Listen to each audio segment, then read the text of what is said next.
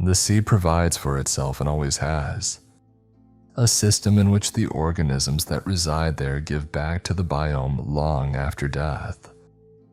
This is the very purpose of a whale fall, the phenomenon in which the corpse of said mammal sinks to the bottom of the ocean to provide food for other aquatic creatures throughout the slow process of its decay. At the beginning of the year, I and a team of fellow marine biologists spent the better part of 3 months studying a whale fall that we'd named Titus. Our interest in it being that the carcass had settled in far shallower waters than expected for such an event. The consensus was that disease had spurred the creature to veer off course from its migratory path where it had eventually died, stranded yet not alone, resting amongst the many organisms that would make their pilgrimage to feast on its remains. For the first few weeks of our study, this process went as expected. The arrival of various species of sharks, crustaceans, worms, and seals documented by submarine and remote-operated vehicle expeditions. It was only when Titus's state of decomposition seemed to slow, even to have halted entirely, that our team noticed something had changed with the fall. Changed, or had been wrong with it since the beginning. A status so gradually revealed that we were only aware of it when it was too late to extricate ourselves from its grip. The animals that came to Titus to eat no longer left its side. Their mouths joined with it in perpetual union. In spite of this, the corpse no longer diminished, appearing much as we'd found it, an open cavern cut in its left side through which the ribcage gleamed, one eye eaten into a mangled pit, the other staring out into the deep as though it were still capable of sight. This inexplicable stasis fascinated and alarmed us more with each passing day. It must be some parasite or disease, my colleague Demetriou theorized. Whatever killed the whale is causing this new behavior in the scavengers. They're not eating the body, only performing a behavior that resembles it. That's why there's less breakdown than we would expect to see after death. Another of the team, Reynolds, said, "It's more than that. The whale's grown." The rest of us laughed, thinking that she must have been working for so long that her eyes had begun to play tricks on her. There's something hypnotic in the sea, even when you're on land merely thinking of it. It's what drew me to the work to begin with. The fascination of things even experts have only just begun to understand and likely never fully will. You get caught up in it all sometimes. I know I have before.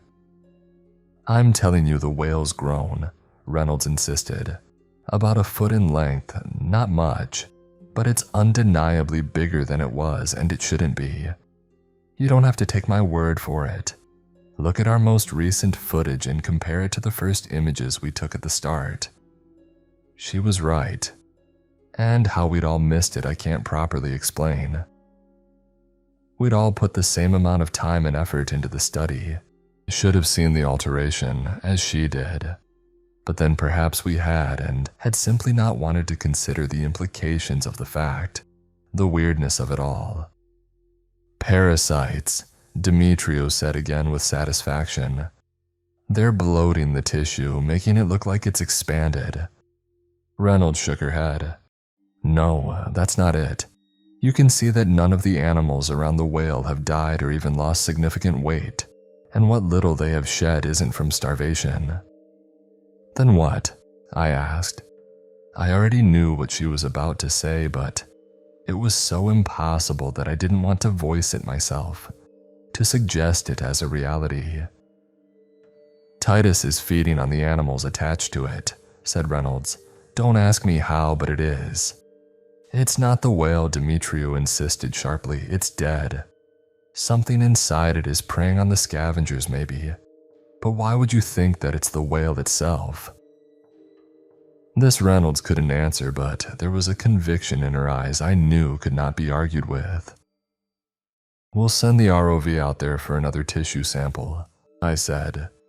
"Then we can analyze it and see what's changed." To prove who's right, I wanted to say, but didn't. The other members of the team agreed that this was the best approach. being that it was the least invasive option and safest for all involved. Reynolds, however, wasn't satisfied with the suggestion. "I want to get closer," she said. "I need to see for myself what's happening."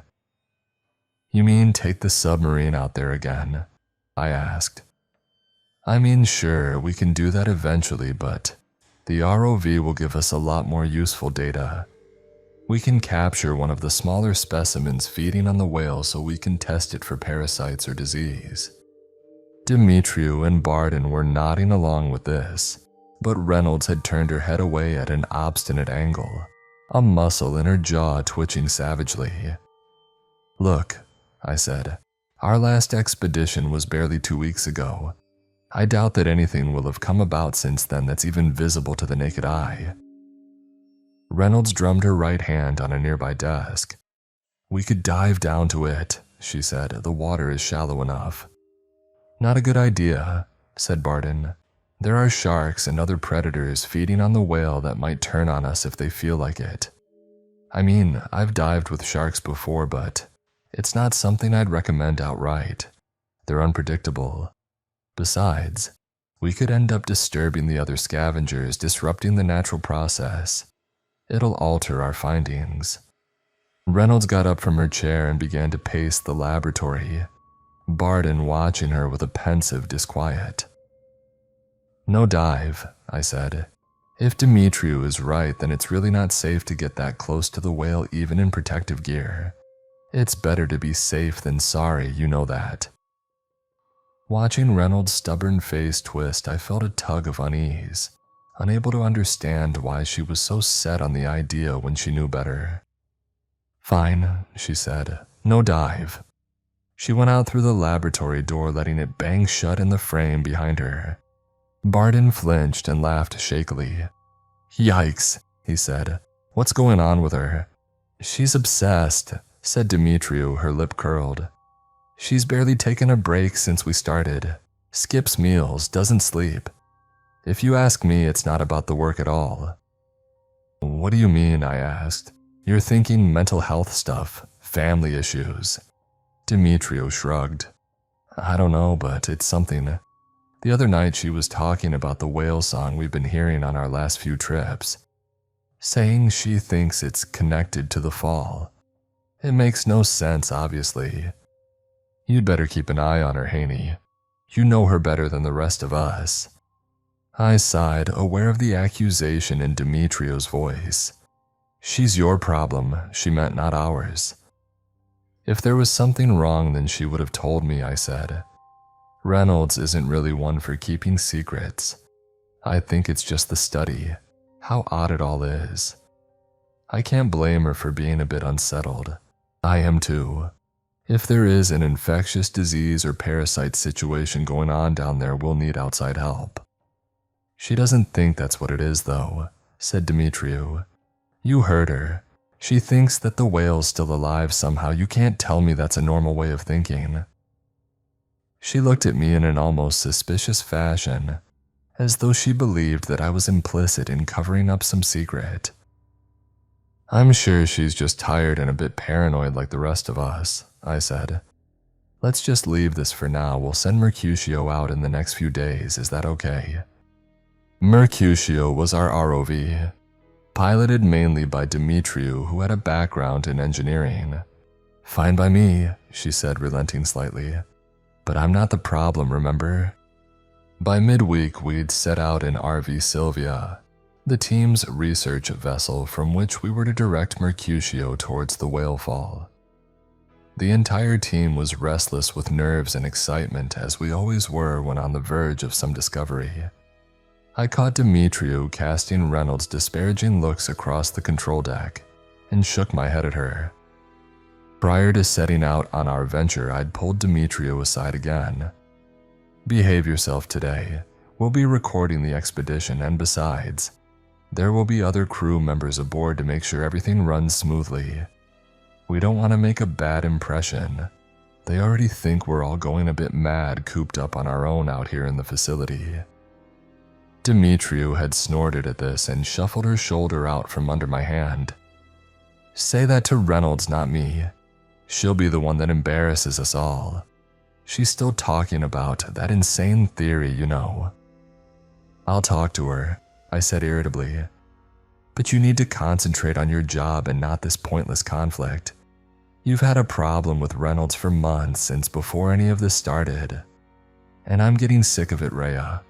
Remember what's important." Reynolds, for her part, remained quiet as the vessel sailed out from the research center and lowered Mercutio down into the water. She sat watching the control room monitors as the ROV's surroundings filled the screen, leaning forwards with her chin on her fist as the dead whale Titus came into view. The corpse boiled with feasting animals, and more circled at a distance, deciding their place on the body. "I still don't understand how they don't starve to death," said Barton suddenly. "At least some of them should have, you'd think." "It's some kind of symbiotic relationship, I'd guess," said Demetriou, turning Mercutio slightly to the left. "The scavengers will survive until the parasites inside the whale drain them of all nutrition. After that, they'll die, fall away, and be replaced by the others attracted to the body. Pretty clever place to hide if you think about it.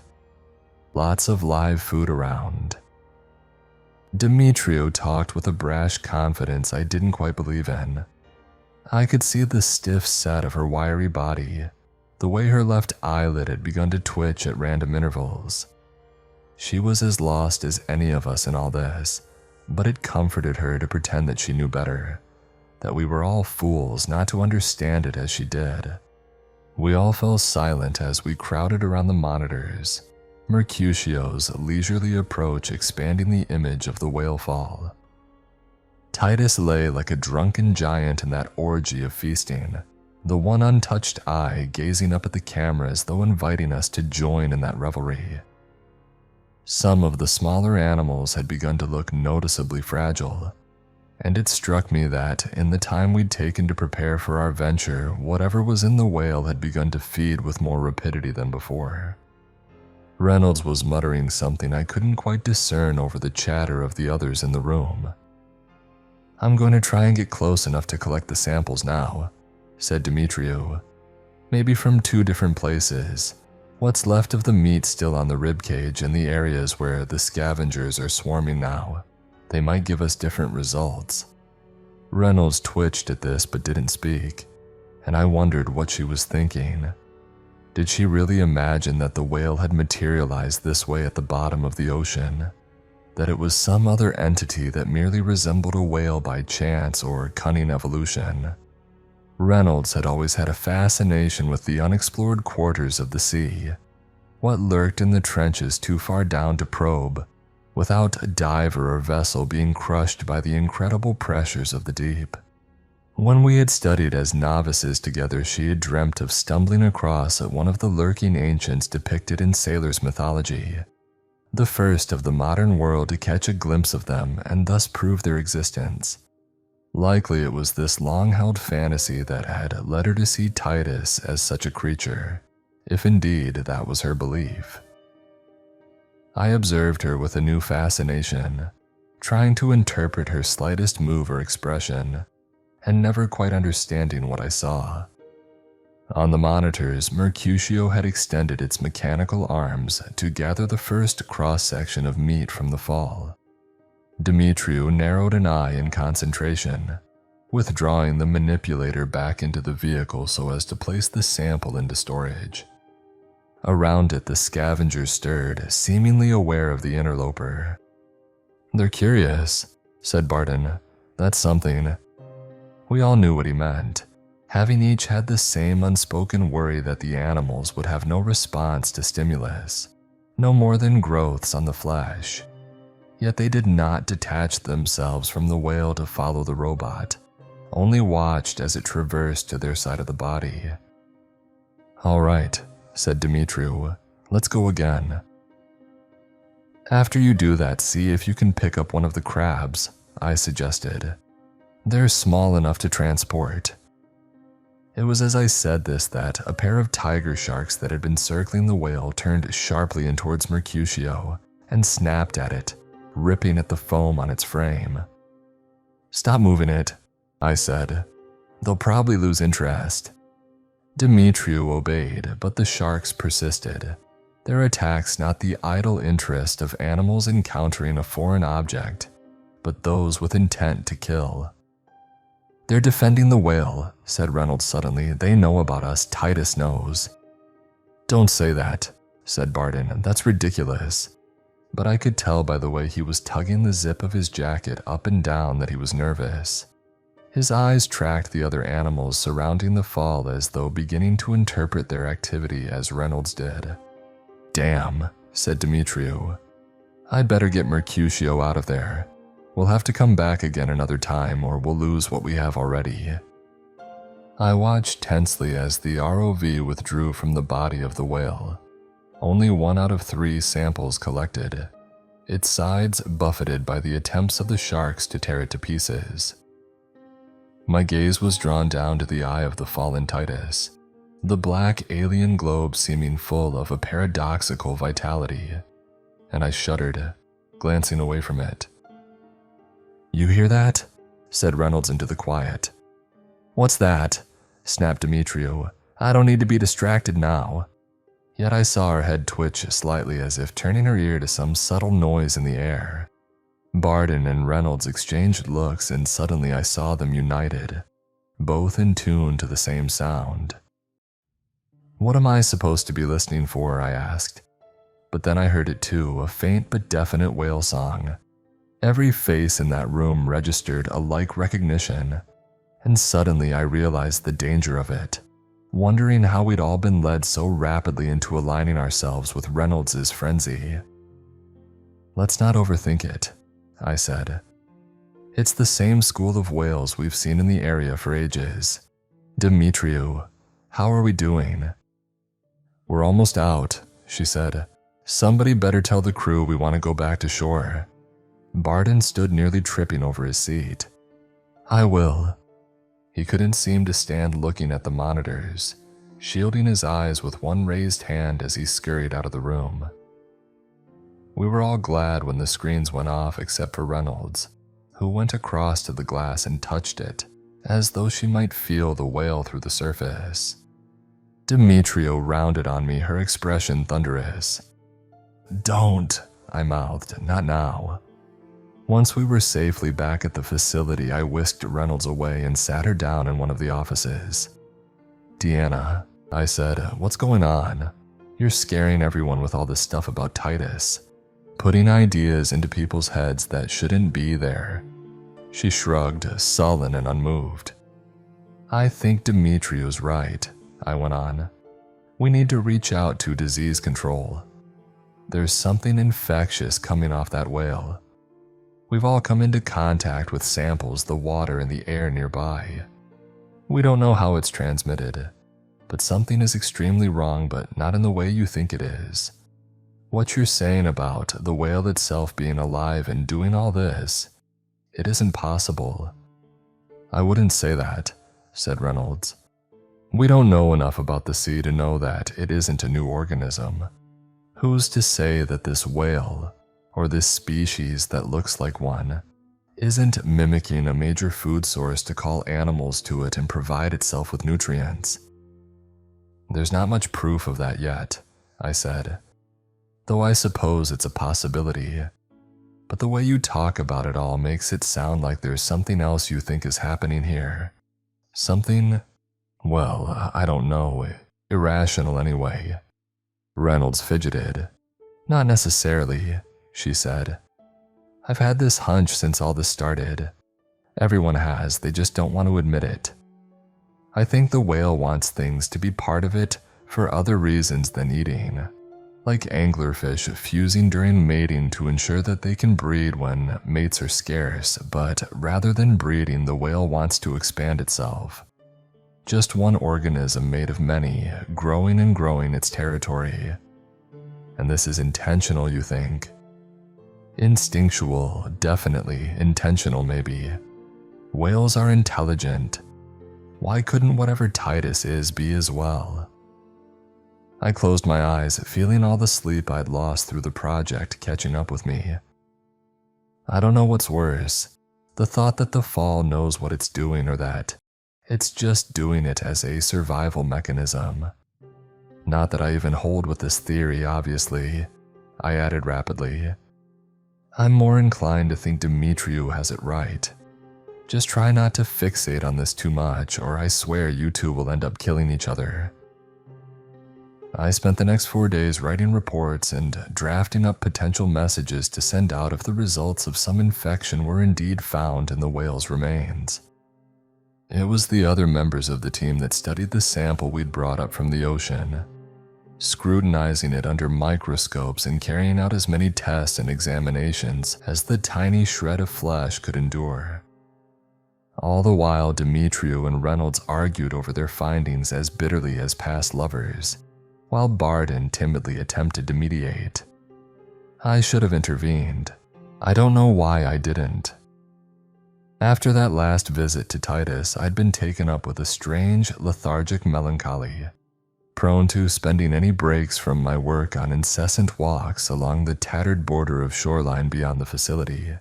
There I listened to the song of the whales that seemed always to circle us now, or else to the call of the one we called Titus, if Reynolds was to be believed. I felt a longing for something I couldn't quite describe, a loneliness that my team no longer satisfied, particularly now that they had grown close in a way I found myself unable to penetrate. Only when, early one morning, I was roused by Dimitriou shaking me in my bed did it occur to me that I'd missed the touch of another's flesh upon mine. Though not in this way, I sensed, but one closer, more intimate than that. Reynolds and Barden are gone, said Dimitriou. They've taken a boat and some of the diving gear with them. They carried off the sample with them as well. I slapped at both of my cheeks sharply in an attempt to rouse myself. What? I said. Why on earth would they do that? Dimitriou's eyes shifted guiltily aside. There was a fight last night. The same thing we've been bickering about for days. The tissue we took from the whale. It's impossible, but our tests showed that it was from a still living animal. I said that there must be a mistake, and Reynolds shouted that I was lying to myself and that I knew the same things she did. I don't remember much of what was said after that. We'd been drinking. There was some pushing each other, Barden getting in the middle as usual. But then he was on her side, saying I had to see it all now and that I should stop struggling all the time. He said it very calmly, like he was trying to make me understand. But I was so annoyed that I told him to shut up and went to bed. Then this morning they were both gone. Clearly they're going to dive to the fall. Horror clapped my throat shut, and for a second I only looked about me, wondering how I'd let my team slip into chaos within just a handful of days. Mercutio's still in repair. We'll have to take the backup ROV out with us. There's no way we're going down there ourselves, not even on a sub. I think that's how this happened. We've always gotten too close. After informing the relevant authorities as to what we'd suspected to have happened, Dimitriou, myself, and a crew of sleepy-eyed and bewildered mariners boarded the RV Sylvia on an emergency expedition. It was dangerous for us to have taken even this measure, I suspected, but I had to see with my own eyes what had happened to my team, to confirm the theory that had eaten through us all like rot. We found the boat Reynolds and Barden had stolen floating to the right of the area in which Titus was situated, unmanned and obviously abandoned. The deck was dry, implying that neither member of the team had returned to it even once from their dive. Idiots, muttered Dimitriou, though she was gray and shaking. There was no need to sacrifice themselves for this, just to prove a point. I placed a hand on her damp shoulder. Her sweat had the same salt scent as the sea. I don't think that's entirely why they did it, I said, and I don't think you do either. You felt it, haven't you? Something you can't explain calling you out here, down there. Dimitriou didn't reply, only stared at the empty boat drifting beside us. You have, I said, just like I have. like they did. You've just been trying to ignore it. They couldn't. I drew Demetriou away from the water, fearing that one of us would succumb to the same urge to pitch over the side of the vessel that had taken our companions. "Let's go down to control," I said. "Let's see what's happened." I and a few curious members of the crew stood watching tensely as Demetriou sunk the backup ROV into the depths with an uncharacteristic reluctance. The black shape of the whale fall filled the monitors, then gradually the details of its mutilated flesh and those that fed upon it. Reynolds and Barden were amongst those animals, their regulators torn free and cast aside, so as to sink their teeth into the whale's hide as best they could. Their limbs kicked lightly at the water, signaling the impossible life that was still in them, despite the absence of air left in their lungs. "Mother of God," said one of the mariners standing behind me. "What the hell is happening?" "Get closer," I said to Demetriou. "I need to see their faces."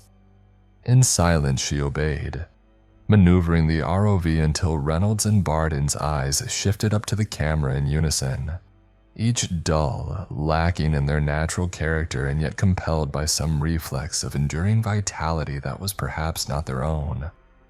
As the ROV turned, that was when I saw that the mouths of our lost crew, like those of the scavengers around them, had grown into the flesh on which they feasted, fused with the great whale, all of them one. The eye of the fallen Titus watched us withdraw, and before the monitors shut off, I swear I saw it move. What happened after that I can describe only vaguely, being that myself, Demetriou, and the crew of the RV Sylvia were all placed in urgent quarantine by government forces the moment we stepped foot on land. We were aware of the area being closed off to the public, air and sea crafts of endless variety swarming the waters at a safe distance from the fall. Presumably the whale was contained, and will likely be destroyed when the means of doing so without spreading any hypothetical infection have been determined by the relevant experts. Reynolds and Barden are considered legally dead, a fact one of the doctors on this lonely ward confided in me through pity, I suspect. I don't believe any of the government scientists understand what we discovered in the ocean, and perhaps only those joined with the whale fall ever could with any true clarity. The experts only know enough of its effects and their contagion to have separated my colleagues and I from one another in a guarded hospital somewhere very far inland. This done to protect, isolate, and most importantly to study us. We few touched by the whale's influence to have survived. How long they intend to keep us here I do not know, nor will my keepers tell me. Perhaps when the whale is no more than an account guarded and concealed from public knowledge, having been blown apart by military explosives or brought up to the surface to burn.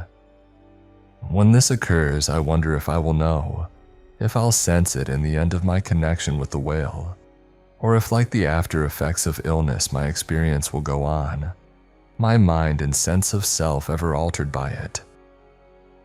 I still hear a whale song frequently, likely only hallucination now, and yet it's real enough to me. I question if the other survivors in their separate rooms hear it as I do. The call to go down to it, summoning the water in my body and the salt in my blood. I don't know how much longer I could have resisted on the outside, even if, like Demetriou, I'd tried. Days, I think, no more.